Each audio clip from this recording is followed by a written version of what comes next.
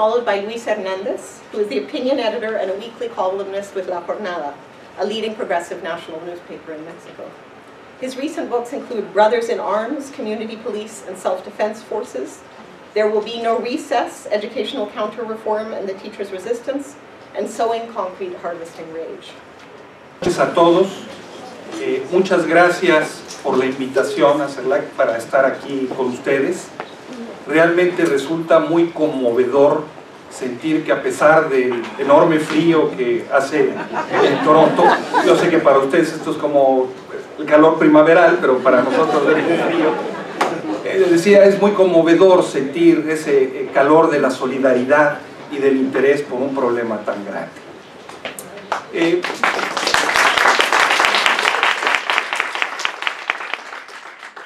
Yo trataré en esta plática de decir muy brevemente qué fue lo que sucedió, cuál es el contexto en el que eso pasa y qué es lo que está sucediendo en México a partir de eso.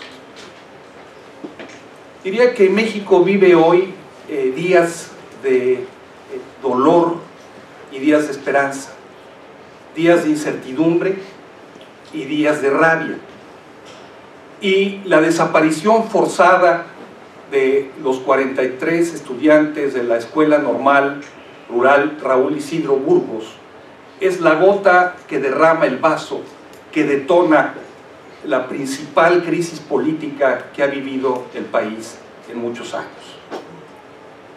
El pasado 26 de septiembre, un grupo de aproximadamente 80 jóvenes se trasladaron a la ciudad de Iguala, a unos 160 kilómetros de su escuela, para realizar tareas de solidaridad relacionadas con su participación días más tarde en la marcha del 2 de octubre. Una fecha histórica porque fue la fecha en la que se realizó una matanza estudiantil que sigue muy presente en la mentalidad popular. Esos jóvenes en su traslado fueron permanentemente monitoreados por los servicios de seguridad del país desde el momento mismo que salieron. El ejército, la policía federal, la estatal y las agencias de investigación siguieron cada uno de sus pasos. Es decir, tanto el gobierno estatal como el federal estaban enterados de lo que estaba sucediendo desde que salieron de la escuela. Y al llegar a la ciudad de Iguala se suscitaron 3 ataques sucesivos a lo largo del tiempo que produjeron como saldo trágico 6 muertos, 3 de ellos jóvenes estudiantes de la normal, uno de ellos además torturado, como se explicaba hace un momento, otro adicionalmente que sigue vivo pero que tiene muerte cerebral, no va a volver en caso de que recobre la conciencia, va a ser como un bulto, y 43 jóvenes desaparecidos. La ciudad de Iguala es una ciudad muy importante en el estado de Guerrero, desde el punto de vista de la historia y desde el punto de vista de la geopolítica. Es el lugar de donde baja una parte muy importante de la producción de droga, y es una ciudad muy bien comunicada por la que esa droga se puede trasladar a todo el país. Y estaba gobernada en ese entonces por el señor José Luis Abarca, militante del Partido de la Revolución Democrática, formalmente un partido de izquierda. José Luis Abarca era un personaje que venía de cuna humilde, era un sencillo vendedor de huaraches y de sombreros, pero como ustedes saben que eso es muy buen negocio, muy rápidamente hizo una fortuna vendiendo y adquiriendo oro, y poco tiempo después se convirtió en el dueño de un gran centro comercial, Plaza de Tamarindos, con una inversión mayor a los 28 millones de dólares, que construyó, esto no es un dato secundario, que construyó en terrenos que le fueron regalados por el ejército mexicano. José Luis Abarca compró su candidatura y apoyó la candidatura del gobernador de Guerrero, Ángel Aguirre, un viejo militante del PRI que se pasó a las filas también del PRD y que ya había sido gobernador interino por espacio de casi 3 años y había sido responsable del asesinato de más de 40 luchadores sociales. Durante los siguientes 3 años de su periodo, los últimos, fue responsable de 18 asesinatos y 30 desapariciones que siguen sin tener culpables en las cárceles y sin ser esclarecidas. ¿Cuál es el contexto en el que se producen estos asesinatos y estas desapariciones? Básicamente 4. Primero, la estigmatización a las escuelas normales rurales. Segundo, el clima de impunidad generalizada que existe en el Estado. Tercero, la disputa de grupos delincuenciales por las plazas de la entidad. Y cuarta, un contexto general que amarra las otras 3, que tiene que ver con el Estado de Guerrero como un narcoestado. Comencemos por el primero, la estigmatización de las normales rurales. Las normales rurales son escuelas de pobres para pobres. Son escuelas de formación de maestros que se fundan en la década de los 20 del siglo pasado como resultado de la Revolución Mexicana de 1910-17 y que tienen como mandato las 2 grandes promesas de la Revolución Mexicana: educación libre, laica, gratuita y obligatoria, y una reforma agraria que repartiera la tierra a los campesinos y que acabara con el latifundismo. Los primeros maestros rurales que se formaron eran una especie de misioneros laicos que llevaban la misión no solamente de enseñar a leer y escribir o los primeros conocimientos, sino también tareas tan sencillas como las de desarrollar la higiene, la cultura cívica o combatir el fanatismo religioso. De tal manera que esas escuelas fueron calificadas por el clero más reaccionario como escuelas del diablo. Y los padres que mandaban a sus hijos a esas escuelas eran amenazados con la excomunión. Fueron numerosísimos los maestros rurales que en la década de los 20, 30 fueron asesinados por fanáticos religiosos, y los que no fueron asesinados les cortaron las orejas.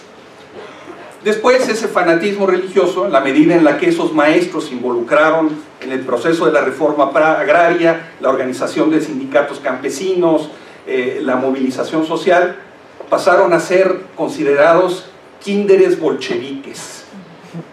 Y años después fueron acusadas de ser nidos de comunistas, y años más tarde, porque varios de sus egresados participaron en movimientos insurgentes de base campesina, de ser escuelas de guerrilleros.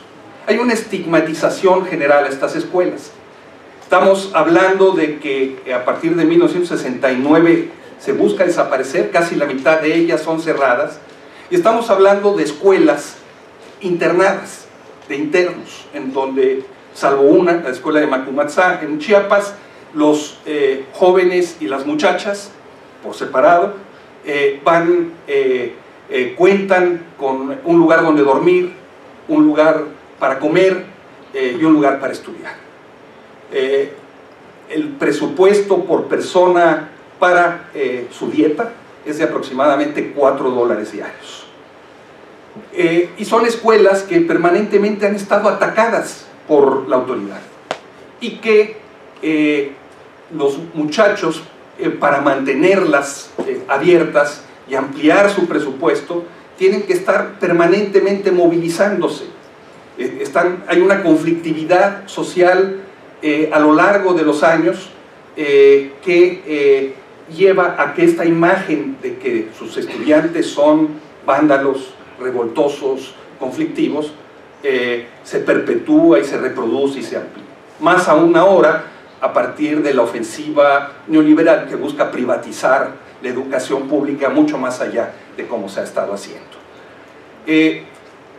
Ayotzinapa ha estado permanentemente entonces en el centro del huracán, tanto así que en una de sus protestas realizadas el 12 de diciembre del año 2011, 2 jóvenes fueron asesinados por la policía estatal y federal que les disparó.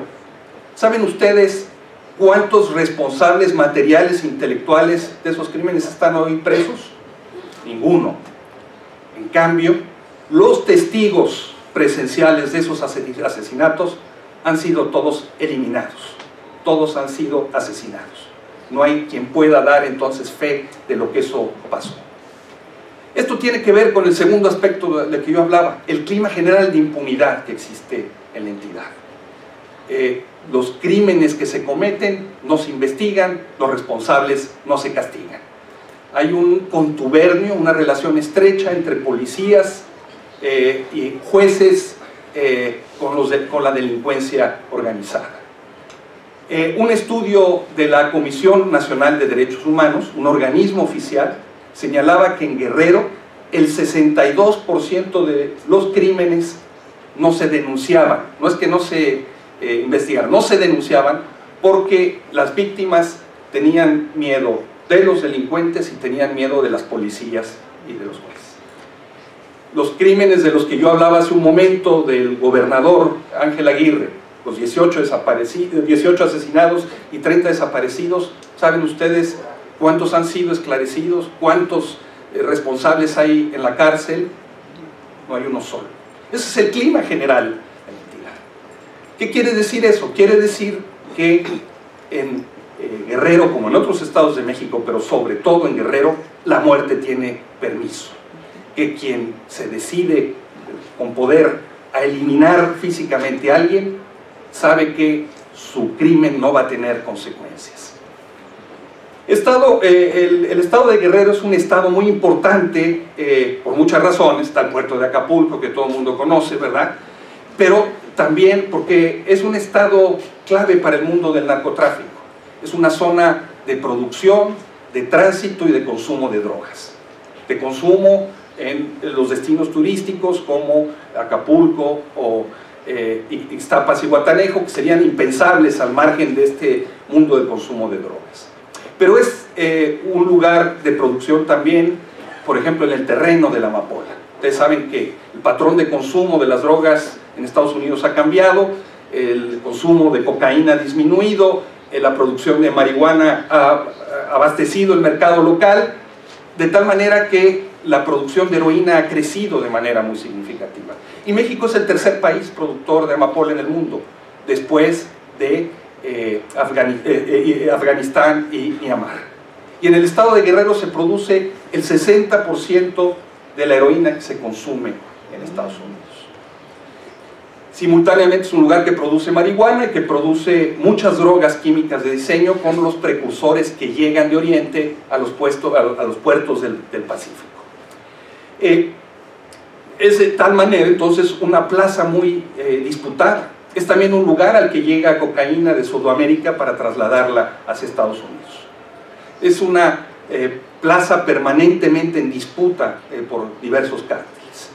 Durante algunos años esa plaza estuvo dominada por el cártel de los Beltrán Leiva, pero después de la guerra contra el narcotráfico ese cártel se colapsó a tal punto que hoy tenemos entre 20 y 25 cárteles.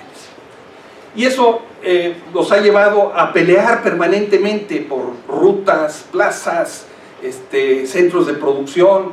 Hay muertos, batallas campales, no exagero, ¿no? De 100 hombres armados contra 100 hombres armados, y no están armados con pistolitas, ¿verdad? Que tienen que ver con el cuarto elemento que señalaba. Guerrero se ha convertido en un narcoestado. Esa producción no puede explicarse al margen de la estrecha vinculación que existe entre esos cárteles y grupos delincuenciales con las policías, con el ejército, con la marina y con los políticos. Todos los partidos políticos prácticamente, el PRD, el PRI, el PAN ahí casi no existe, tienen sus brazos delincuenciales, o explíquenlo al revés, los brazos delincuenciales están imbricados a tal punto allí. Eso fue lo que apareció con toda claridad en el caso de Ayotzinapa. Esa radiografía que está sustentada en el tercer elemento que señalaba. Las élites mexicanas viven un pacto de impunidad. Unos a otros se cuidan las espaldas, de tal manera que se quedan callados ante hechos como el acontecido en Ayotzinapa. En resumen, entonces, diría, a los jóvenes de Ayotzinapa los asesinaron a unos y los desaparecieron a otros, elementos del Estado, ¿no?, en el que participaron policías, pero también por acción o por omisión el ejército mexicano. Estamos entonces frente a un crimen de Estado y frente a un crimen de lesa humanidad, y los desaparecieron y asesinaron por ser jóvenes, por ser pobres, por ser hijos de campesinos y por ser educadores rurales. Los asesinaron y los desaparecieron porque quienes hicieron el crimen, quienes lo cometieron, sabían que su acción no iba a tener consecuencias. Pero las tuvo porque provocó una inmensa insurgencia civil en todo el país. Miles y miles de personas, sobre todo jóvenes, comenzaron a decirse a sí mismas: yo pude haber sido el número 44. Muchísimos padres como yo, como tantos otros, nos dijimos, nuestros hijos pudieron haber sido uno de ellos. Porque detrás de esto está la historia que nos acaba de platicar yo, la historia de 120,000 asesinatos, la mayoría de ellos jóvenes y la mayoría de ellos inocentes, ¿sí?, como parte de la guerra sucia contra el narcotráfico, y las entre 23,000 y 30,000 desapariciones ya. La diferencia en este caso es que había ya una paciencia colmada, habían habido luchas que habían abierto la sensibilidad social, como la de Javier Sicilia, y las experiencias de autodefensa de las policías comunitarias en muchos lugares, y aquí había un núcleo organizado como era el de los jóvenes normalistas, que tienen la organización estudiantil más antigua de México, la Federación de Estudiantes Campesinos Socialistas de México, la FEXUM, que se fundó en el año de 1935. En México las organizaciones estudiantiles van y vienen, la FEXUM permanece, y de sus filas salen, como nosotros lo decimos en México, como los tamales de dulce, de chile y de manteca. Salen elementos que engrosan las filas de la clase política, pero también muchos luchadores sociales. El mundo del normalismo rural es una comunidad imaginaria. Las comunidades que mandan a sus muchachos a esa escuela tienen la esperanza de que esos muchachos, al regresar, van a ayudar a que esa comunidad avance. Las familias que lo manden hacen el esfuerzo de hacerlo para que su hijo pueda salir adelante. Y esos jóvenes tienen entonces un compromiso con esa comunidad, estén donde estén. Hay una solidaridad con su escuela transgeneracional y extendida a todo el horizonte donde están. Eso es lo que se ha movilizado, eso es lo que está en el subsuelo de las actuales movilizaciones en el país.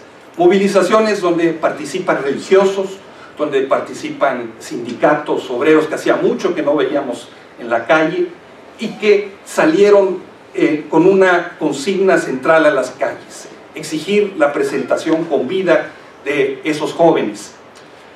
Una presentación, una movilización que después se convirtió muy rápidamente en una demanda de exigencia de renuncia del presidente, y después en el señalamiento de que lo que está como principal responsable del crimen es el Estado. En México hoy hay una lucha entre la memoria y el olvido.